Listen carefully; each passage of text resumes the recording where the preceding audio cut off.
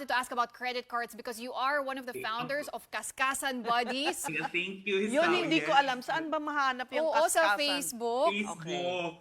Oo, so ang dami nang you built a big community there as well where you share tipid tips, 'di ba? And hacks in credit cards. And tama yung sinabi mo, Jax, ano, na usually takot yung mga tao gamitin yung credit card. It's utang daw, but at the same time, alam mo, meron din akong makilala na ang tingin din naman nila sa credit card, free money, kaya talagang minamax out. So there's really that lack of knowledge, I guess, in how to use it properly. What are some of your best tips pagdating naman sa credit card? Okay. Number one, it's like what you said, Miss Fawi, di ba? Don't see it as free money.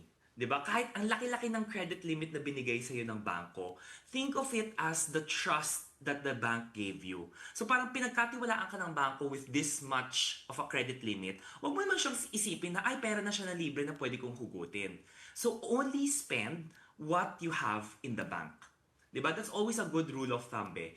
Kung gusto mong bumili ng isang bagay, you have to make sure at the back of your mind, 'di ba? Meron kang pera for it. Binudget mo siya bago mo siya ikaskas, as we say it. Kasi when the time comes you need to pay for that bill sa credit card mo, dapat meron ka pang bayad because interest is very, very Oo. high. Tama ba, Jax, na kailangan, it's better to always pay in full kesa yung mga Yeah. minimum amount na yan. Eh, di ba? Always pay in full, Miss Pawi. Tama ka dyan. Always pay in full, di ba? Think of it, ang kagandahan with your credit card kasi, if alam mo how to time, di ba? Let's say, nag-cut off yung credit card mo, di ba? Which is, di ba, nagka-cut off lang siya. If swipe mo yung item mo na yon, it gets charged to you or you need to pay it on the due date roughly around 50 to 60 days after. But, So bumili syempre, ka dun sa cut-off. yes, like after the I-time cut-off, mo. di ba? Para mas mahaba yung time mo. But, syempre, now that you have that time, make sure na may pera ka na pambayad sa bill.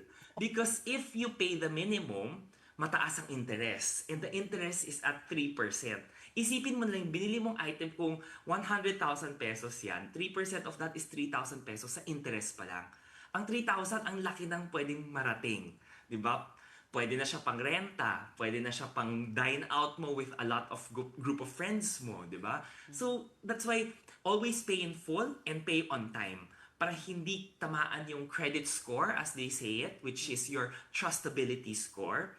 Di ba? If you have a high credit score, it allows you or the bank will trust you enough na kung kailangan mo mangutang in the future, they will give you that loan. Okay. Di ba? Kaya kailangan pangalagaan and So, pay in full.